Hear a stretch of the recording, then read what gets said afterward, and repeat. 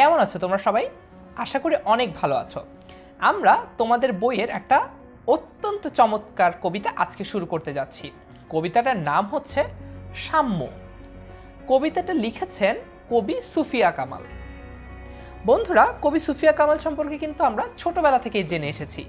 তারপরেও আরেকবার নিজেদের স্মরণশক্তি বা স্মৃতিশক্তিকে ঝালিয়ে নিতে এই ভিডিওটি কিন্তু তোমাদের জন্য বেশ কার্যকর হবে, কারণ এই ভিডিওর তথ্যগুলো মনে রাখলে তোমরা কিন্তু সবাই পরীক্ষার অবজেক্টিভে আশানুরূপ ফল করতে পারবে।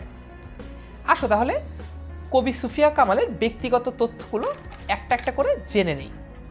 প্রথমেই আমাদের জানতে হবে কবি সুফিয়া কামালের জন্মসাল কত।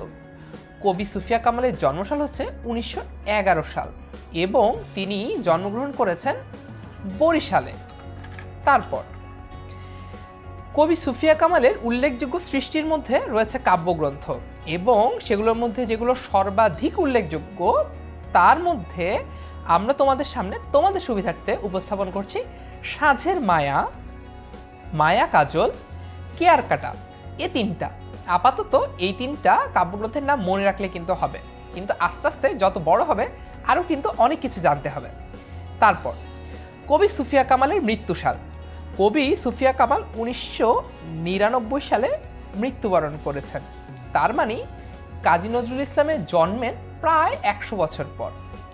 বন্ধুরা, এইভাবে যদি তোমরা এক একটা তথ্যের সাথে আরেকটি তথ্য মিলিয়ে মিলিয়ে পড়তে থাকো, তাহলে কিন্তু কখনো যদি এমন হয় যে পরীক্ষায় একটি তথ্য ভুলে গেলে বা একটা তথ্য নিয়ে একটুখানি কনফিউজ, তখন কিন্তু তোমার অন্য একটা তথ্যের সাথে মেলানো তথ্য দিয়ে সেই তথ্যটিকে যাচাই করে নিতে পারো।